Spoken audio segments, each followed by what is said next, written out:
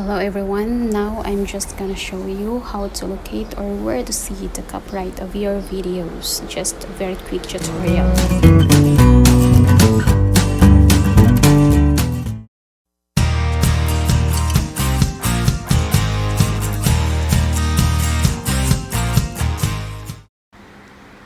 Saan at paano makikita ang copyright sa mga videos niyo?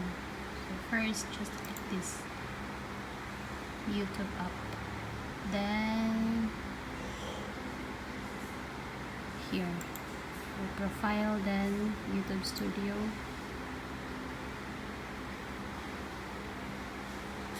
Click this video and just scroll down, scroll down, scroll down, scroll down, scroll down,